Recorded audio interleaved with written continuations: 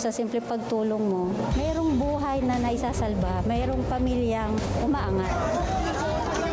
The Senate is now constituted.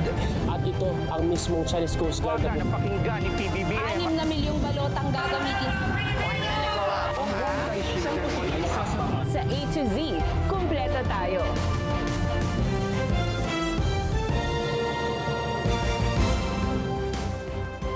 Luzon, Visayas, Mindanao at buong mundo. Ngayon ay Payday Friday, July 31, 2026.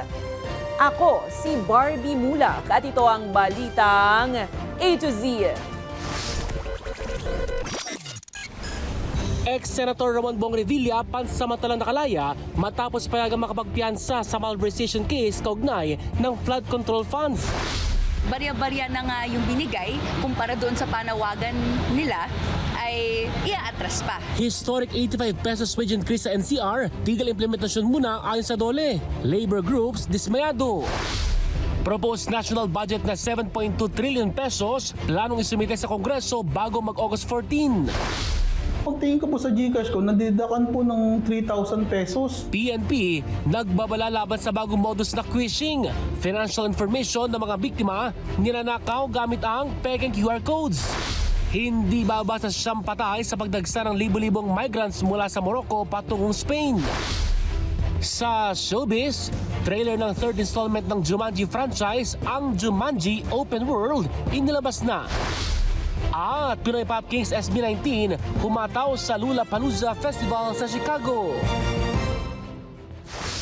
Magandang gabi, pambungad sa ating newscast. Pansamantalang nakalaya na si dating Senator Ramon Bong Revilla Jr. matapos payagan ng Sandigan Bayan 3rd Division ang kanyang petisyon para makapagpiyansa. Sa selfie na ibinahagi ng dating senador, all smiles ang kanyang buong pamilya na agad dumalaw sa puntod ng ama. Laya muna si Revilla matapos ipagtibay ng korte na nabigo ang prosekusyon na magpakita ng matibay na ebidensya ng pagkakasala sa bail hearings kaugnay ng malversation case sa umano'y Ghost Flood Control Project sa Pandi, Bulacan. Nagbayad ang dating senador ng 1 milyong pisong cash bond sa pamamagitan ng electronic payment system.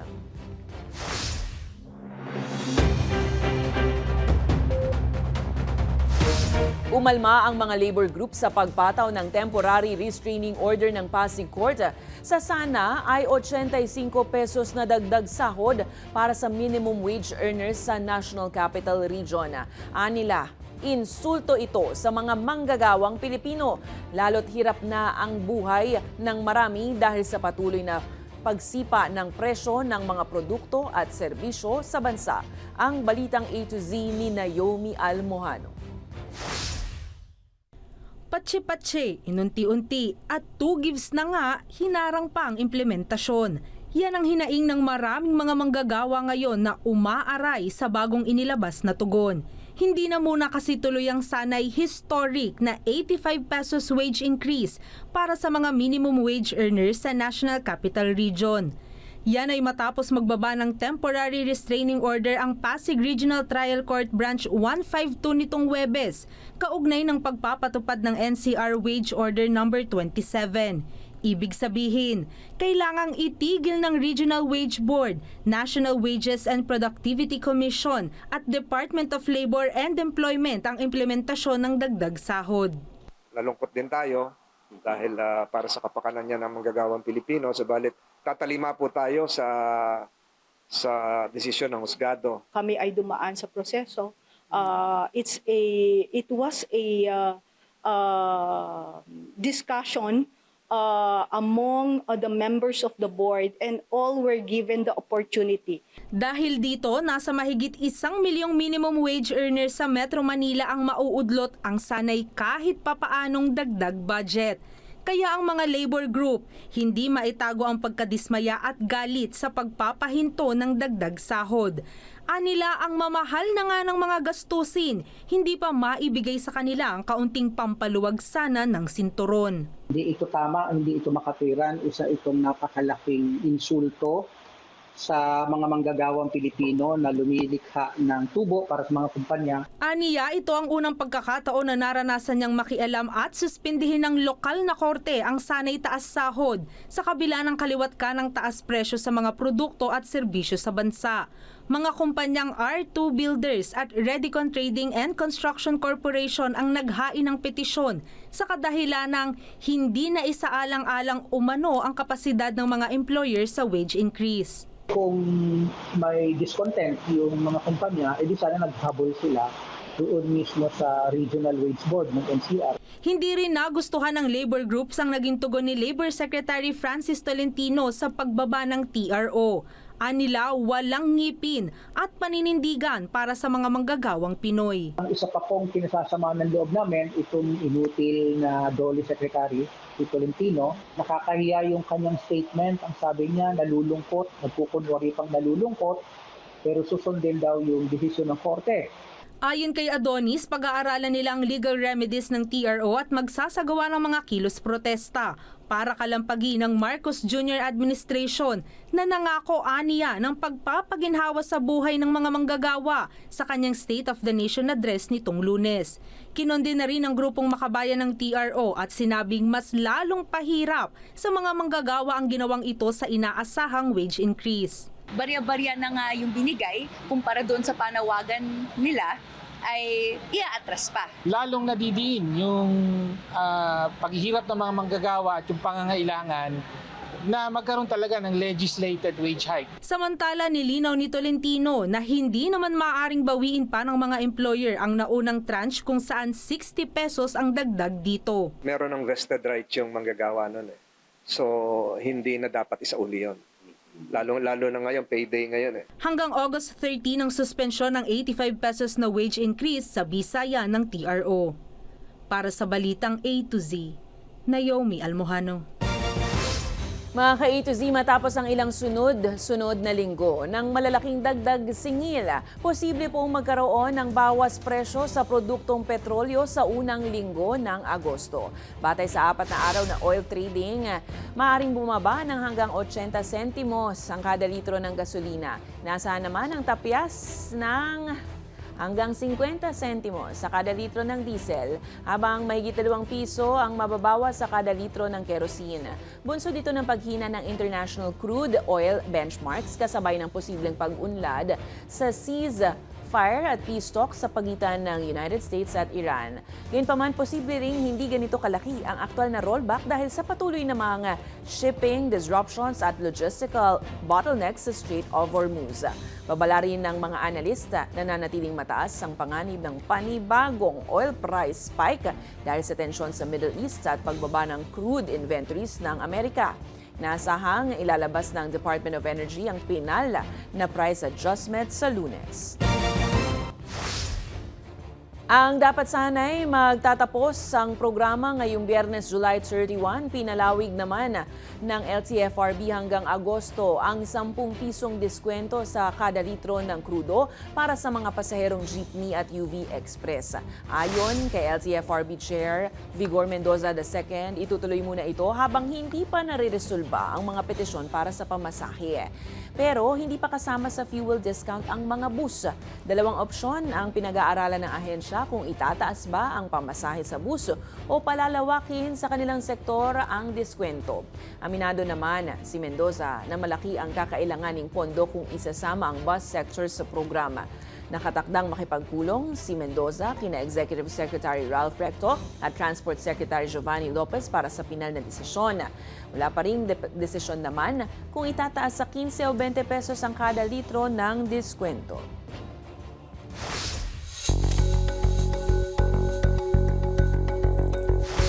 Sa harap ng kontrobersiya ng mga flood control projects, target ngayon ng Department of Budget and Management na maisumite sa Kongreso sa August 14 ang record high na 7.2 trillion pesos na panukalang national budget para sa 2027.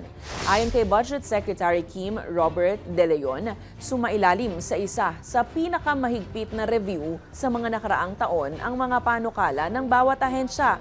Hindi na umano sapat na nakalista lang ang mga proyekto at kailangang patunayang handa itong ipatupad, may malinaw na resulta, kayang pondohan at nakatugon sa Philippine Development Plan at mga prioridad ng Pangulo. Susuriin din kung shovel-ready o maaari ng simulan ng mga proyekto para maiwasan ang mga pondong nakatenga o napupunta sa questionableng mga program.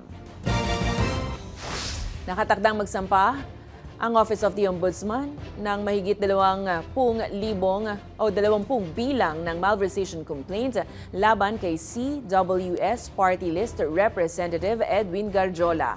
Ayon kay Ombudsman Jesus Crispin Remulla, isa sa ilalim sa preliminary investigation ng mambabatas dahil sa umano'y conflict of interest sa mga government infra projects. Nagugat ang kaso sa bilyong-bilyong pisong public works contract na umano'y nakuha ng kumpanyang iniuugnay kay Garjola mula nang mahalal siya bilang kongresista noong 2022. Tinawag ni Remulla na Kong Tractor ang umano'y setup kung saan ang isang mambabatas ay nasasangkot sa mga proyektong hindi dapat niya pinakikialaman. Git pa ng Ombudsman, posibleng may self-dealing at paggamit ng posisyon sa mga transaksyong may direktang pakinabang sa sariling negosyo. Wala pang pahayag mula sa kampo ni Garjola kaugnay ng mga paratang. Yung unang kaso, contractor yon, yung yung mga ginawa niya na self-dealing sa loob ng Kongreso, tsaka yung trabaho na hindi dapat ginagawa ng isang congressman ay ginawa niya. Alam na, contractor, di ba? Alam niyo na yan, conflict of interest.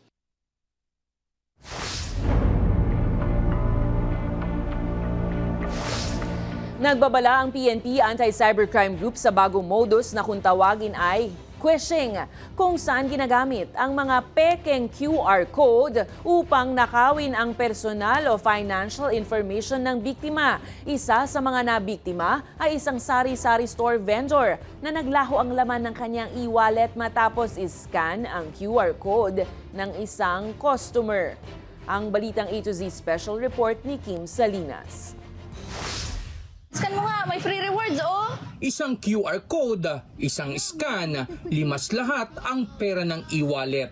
Iyan ang nangyari kay Marvin matapos na mag-cash in ng halagang 500 piso ang isang customer sa kanyang sari-sari store. Iniskan ni Marvin ang QR code na ibinigay ng customer at pagkatapos, Wala pa po ata 30 minutes, 15 to 30 minutes. Yung pagtingin ko po sa Gcash ko, nadidakan po ng 3,000 pesos. Napansin ko po, saan po galing yung deduction na 3,000 pesos? Tapos magpas lang po ng mga 3 to 5 minutes, 5,000 na po yung kasunod.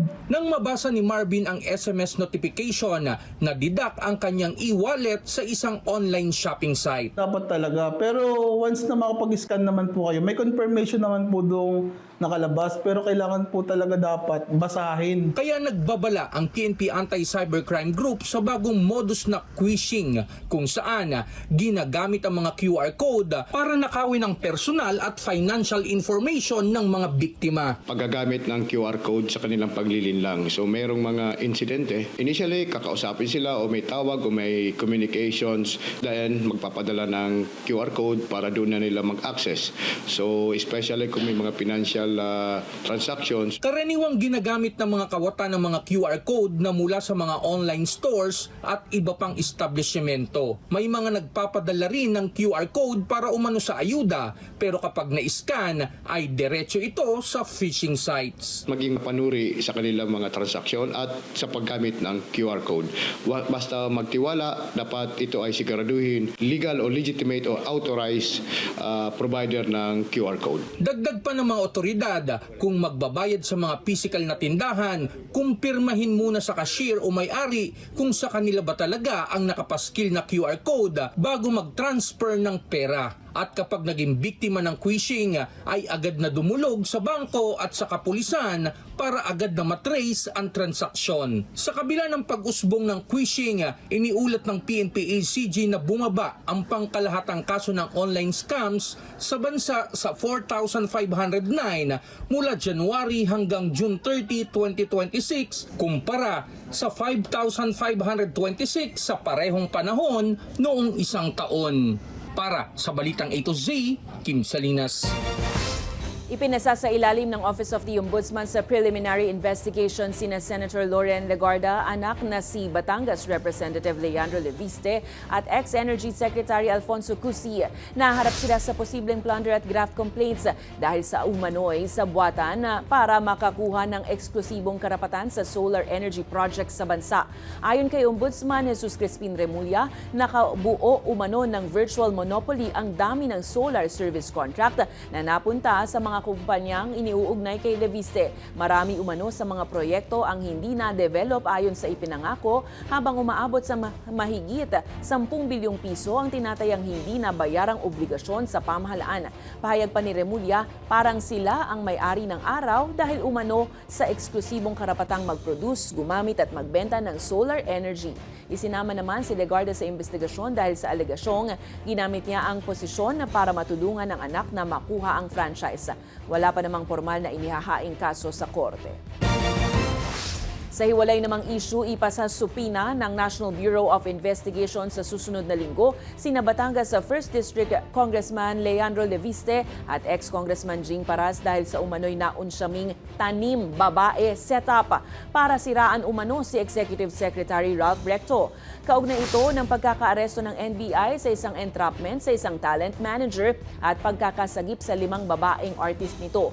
Matapos kasi ang arrest, ibinunyag ng talent manager na di umano ay kinontrata ni ex-Congressman Paras ang 4 na babae upang maglabas ng kasinungalingan laban kay Recto. Partikular na pipirma ng salaysay ang mga babae na pwersahan umano silang pinagamit ng droga at pinilit makipagtalik kay Recto. Itinuro ng talent manager si Congressman Leviste na umano'y nagpondo ng frame-up sa halagang 5 milyong pisong paghahatian nila. Kapwa naman na pinasinungalingan ni Leviste at Paras ang mga parata.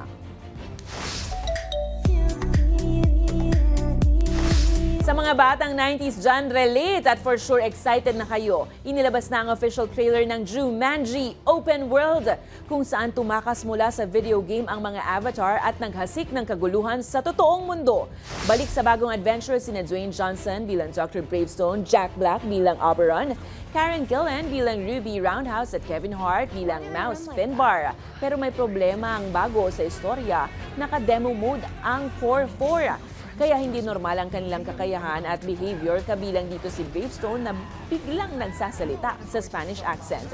Sa trailer, muling nagkita sina Spencer at mga kaibigan matapos silang ipatawag sa bahay ni Nora kung saan muling lumitaw ang mga pamilyar na avatar. Balik din bilang direktor si Jake Kasdan, habang kasama sa cast sina Danny DeVito, Nick Jonas, Rhys Darby at Brittany O'Grady. Ang Jumanji Open World ang ikatlong pelikula sa Jumanji series kasunod ng Welcome to the Jungle noong 2017 at Next Level noong 2019. Papalabas po yan sa Desyembre nationwide. Susunod, PWD binugbog dahil sa umano'y pangharas sa bata sa Quezon City. At hindi bababa sa siyang patay sa dagsa ng libo-libong migrants patungong Spain. Ang kumpletong ulat sa pagbabalik ng Balitang A to Z.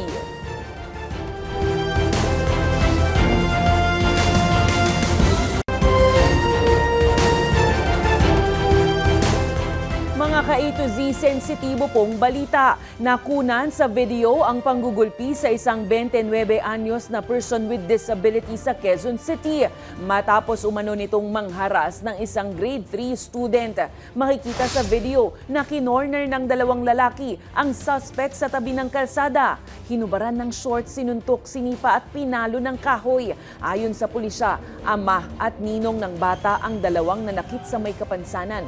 Paratang ng ama, bigla umanong niyakap at hinalikan ng suspect ang kanyang anak bago inilantad ang maselang bahagi ng katawan. Naaresto ang suspect at nahaharap sa child abuse complaint, pero arestado rin ang ama at ninong ng bata at sasampahan naman ng kasong physical injuries dahil sa umano'y sobrang pananakit. Kinundena naman ng lola ng suspect ang pangbubugbog at sinabing ilang beses nang naipasok sa mental health facility ang kanyang apo. Anya dapat dinala na lang ito sa barangay o pulisya. Patuloy ang investigasyon sa magkakahiwalay na kaso ng umano'y child abuse at pambubugbog.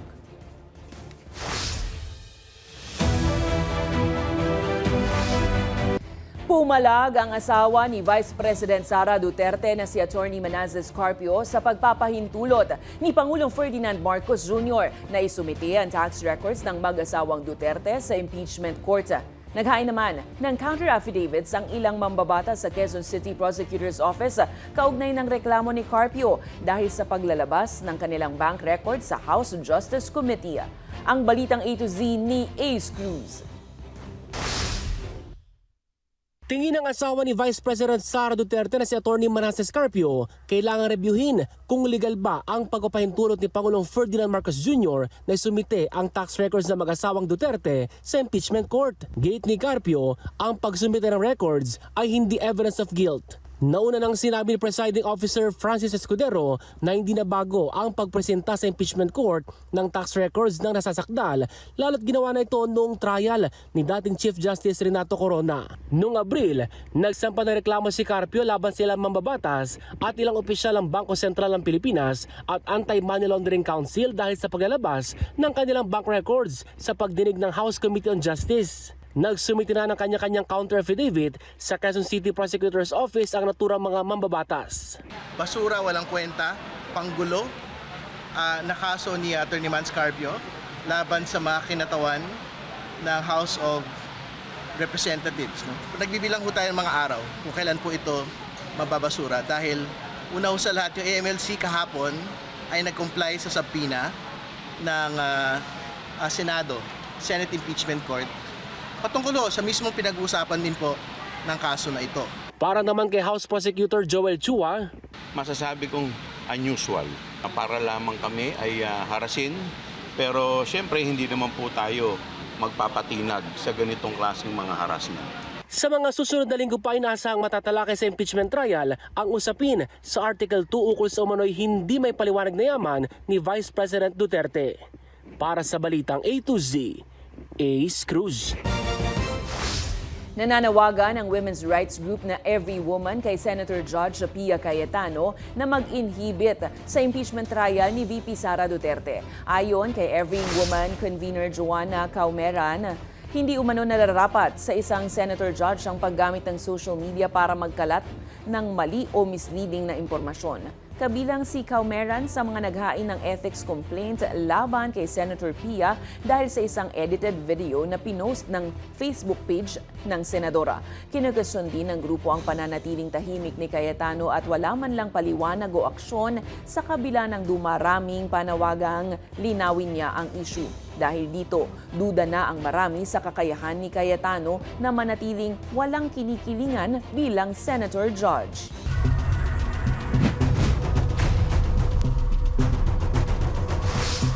Itinuturong umano'y mastermind ang isang business couple sa pagpatay sa vlogger na si Alicia Mima Alicia Lipata. Ayon kay PNP Chief Police Brigadier General Jose Melencio Nartates Jr., lumalabas sa investigasyon na may utang umanong 8 milyong piso ang biktima sa mga suspek.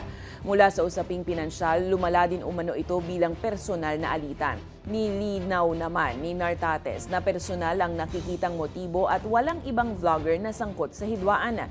Ibinasura rin ng pulisya ang mga espekulasyong politikal ang pagpatay, lalo't kilala si Lipata bilang political vlogger. Ayon naman sa PNP, posible pa ring lumitaw ang ibang motibo habang umuusad ang investigasyon. Nauna nang naaresto ang mga motorcycle riding suspect na umano'y bumaril kay Lipata sa harap ng kanyang bahay sa Caloocan City. Patuloy naman ang manhunt para sa naturang business couple. It's about the profession and as well as they have personal grudge or personal disagreement. na nagsimula sa utang. Si Mima ang may utang. The victim is may utang, tapos pinautang. They are businessmen at mag-partner. Mag-partner meaning mag-boyfriend or mag-asawa.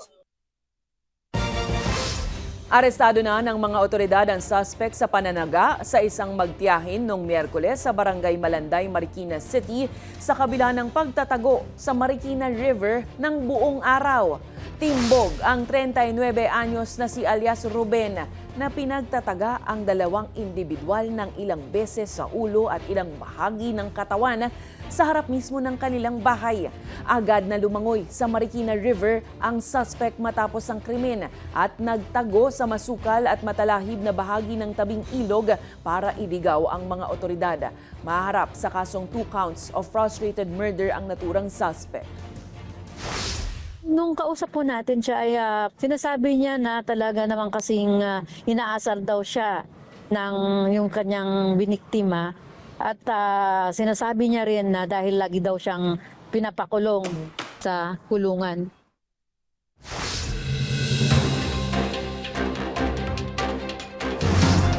Inaasahang mapakikinabangan na ng commuters ang ilang bahagi ng Unified Grand Central Station o Common Station sa unang quarter ng 2028.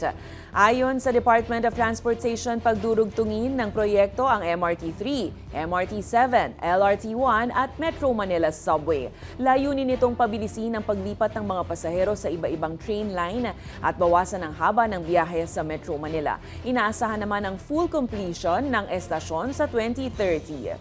Samantala, libreng makasasakay sa MRT-3 ang mga pasaherong may national ID tuwing Miyerkules sa buong buwan ng Agosto.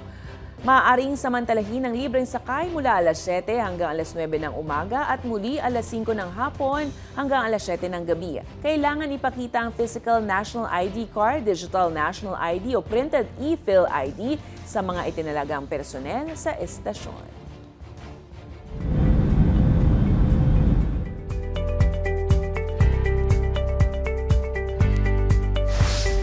Border crisis. Nabulaga ang mga residente sa Ceuta City sa Spain nang dumagsa ang libo-libong migrants sa kanilang mga baybayin ngayong linggo. Hindi bababa sa Sam ang namatay sa gitna ng exodus. Naglakad at lumangoy ang mga immigrants mula sa kalapit na North African country na Morocco. Karamihan sa migrante, mga kalalakihan na umaasang makahanap ng trabaho sa Spain o Europe habang meron ding dumating na pamilya. Nagpadala na ng dagdag na pulis at militar ang Espanya para sa kaayusan. Nananawagan naman ang lokal na pamahalaan ng syudad sa Spanish government na magdeklara ng national emergency lalo't hindi na kinakaya ng humanitarian shelters ang sobrang dami ng Moroccan immigrants.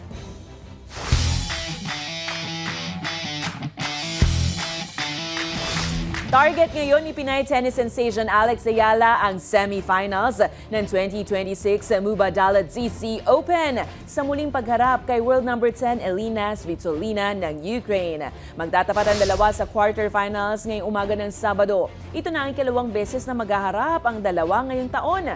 Nauna nang tinalo ng 21 anyos na Filipina tennis ace ang Ukrainian star sa quarterfinals ng Berlin Open noong Hunyo sa score na 6-3, 6-4. Samantala, umabante si Ayala sa Final 8 matapos patalsikin ang defending champ na si Leila Fernandez 6-2, 7-6. Habang tinalo naman ni second seed Svitolina si Polina Kudermetova 7-6, 6-4 para makuha ang quarterfinal slot. Dating world number 3 si Svitolina at may 20 career titles bukod sa pag-abot sa semis ng Wimbledon, US Open at Australian Open. Good luck at laban lang, Alex! Sa aming pagbabalik, Pinoy Pop Kings SB19 humataw sa Lollapalooza Festival sa Chicago. Susunod na yan, dito lang sa Balitang A to Z.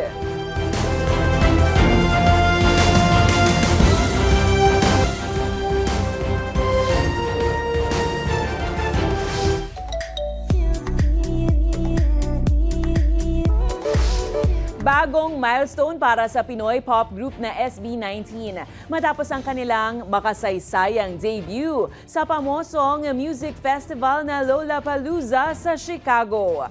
Napadam at gento-gento ng P-Pop Kings ang Chicago audience sa kanilang 1 oras na set na umani ng global praise. Habang sa Weverse platform pa lang, tumabo rin ng 500,000 viewers at 13 million reactions ang livestream ng show. Ang mga 18 fans na hindi makalipad para manood, nagpuyat hanggang madaling araw at all present sa inorganisang viewing parties ng Department of Tourism sa iba-ibang public parks sa bansa. Worth it naman ang kanilang pagsuporta dahil nasaksihan nila ang US performance ng SB19 hits. At first time ever ay narinig rin ang bagong SB19 track na Lawless at ang bersyon nila ng mga kababayan anthem ni Francis Magalona.